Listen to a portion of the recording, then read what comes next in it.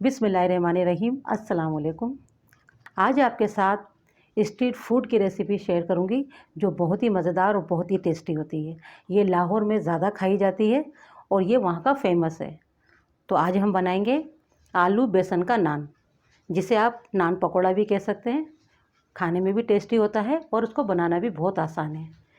इसको चले बनाना शुरू करते हैं। इसको बनाने के लिए सबसे पहले हम लेंगे बेसन यहाँ मैंने लिया है 1 प्याली 250 ग्राम। इसी के साथ हम लेंगे कुछ स्पाइसेस।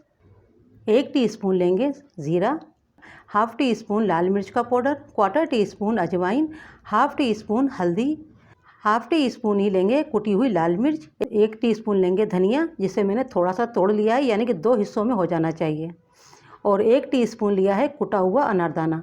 अगर आपके पास साबित अनारदाना है तो आप वो भी ले सकते हैं। मेरे पास कुटा हुआ था तो मैं कुटा हुआ ले रही हूँ। और 1 टीस्पून लेंगे नमक। ये तमाम मसाले डाल देंगे बेसन में और पहले इन्हें हम मिक्स कर लेंगे। इसी के साथ कुछ हम सब्जियां लेंगे, वेजिटेबल लेंगे। एक मैंने लिया है मीडियम साइज़ का आलू, जिसे मैंने इस तरह से कट कर लिया है।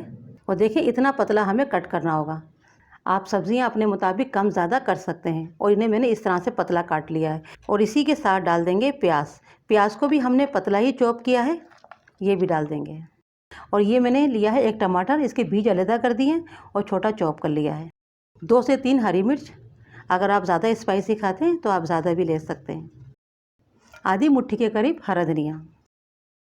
इन सब्जियों को पहले हम अच्छे से मिक्स करेंगे। हाथों से अच्छे से मिक्स कर लें। आलू और प्याज थोड़ा सा पानी छोड़ेंगे और हमें ये बैटर ज़्यादा पतला नहीं चाहिए। हल्के हाथों से पहले हम इन्हें अच्छे से सब्जियों को बेसन के अंदर मिक्स कर लेंगे। देखिए अच्छे से मिक्स कर लिया है। अब थोड़ा थोड़ा पानी डालते जाएंगे और इसका हमें एक बैटर बना लेना है, मगर ज़्यादा पतला नहीं बनाना होगा। इस तरह का हमें बैटर चाहिए होगा, ना ज़्यादा पतला होना चाहिए और ना ही ज़्यादा थिक होना चाहिए। थोड़ा थोड़ा पानी डाल के इस तरह से आपने एक बैटर बना लेना है।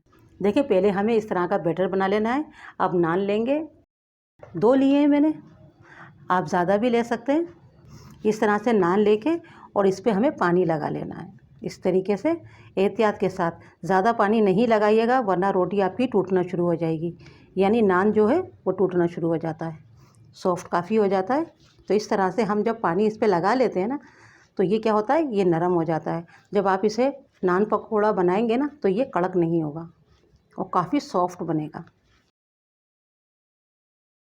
देखिए पीछे हमें ज़्यादा नहीं लगाना है, बहुत कम लगाना होगा, तो इसलिए ज़्यादा नहीं लगाना है।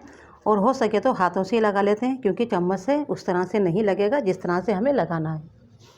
तो पीछे हमें ज़्यादा नहीं लगाना होता है। देखिए पीछे हमने लगा लिया है। अब इसे हम पलट देंगे एहतियात के साथ में। थोड़ा बहुत पीछे का हट भी जाता है तो मसला नहीं है। आगे हमें अच्छे से लगाना होगा क्योंकि हम पकौड़ा नान बना रहे हैं। देखिए इस तरह से हम अच्छे से लगा लेंगे। और ऑयल मैंने गरम करने रख दिया है। ऑयल हमें ज़्यादा तेज़ गरम नहीं चाहिए, वरना ये नान जाते ही जल जाएगा और कलर आ जाएगा। सबसे पहले हम ऊपर वाला हिस्सा ऑयल में डालेंगे, यानी इसे हमें पलट कर डालना होगा।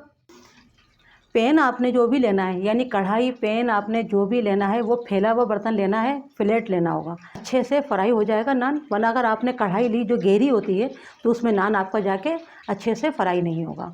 तो आपने इस तरह से फैला हुआ बर्तन लेना होगा। हमें इसमें आलू और जो प्याज डाली है, ख़ासकर आलू को हमें गलाना है। तो गैस हमने यहाँ पर रखी है मीडियम, और ऑयल भी हमारा मीडियम ही गर्म है। इसको चेक करते रहेंगे जब तक कलर ना आए। तो हमें इसको इसी एक तरफ से फ्राई होने देना है और इसे हमें बार बार नहीं पलटना होगा। जब एक तरफ से कलर आ जाए आपने इसको पलट देना होगा और दूसरी तरफ से भी इसे हम सिकने देंगे।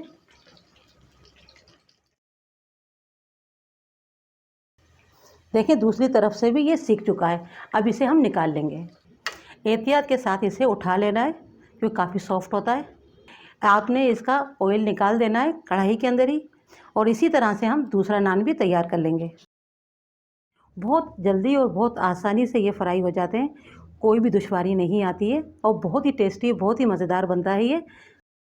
देखिए हमारे नान बनके तैयार हो चुके हैं। अब मैं आपको ये भी दिखा देती हूँ कितने सॉफ्ट हैं, बिल्कुल भी कड़क नहीं हुए हैं। आलू बेसन वाला नान बहुत ही टेस्टी, बहुत ही मज़ेदार बनता है। इसे आप नान पकौड़ा भी कह सकते हैं। ये एक स्ट्रीट फूड है। अगर आपने तंदूर की रोटी मंगाई है और अगर बच गई है तो आप इस तरह से नान पकौड़ा बना सकते हैं और बहुत ही टेस्टी लगता है खाने के अंदर।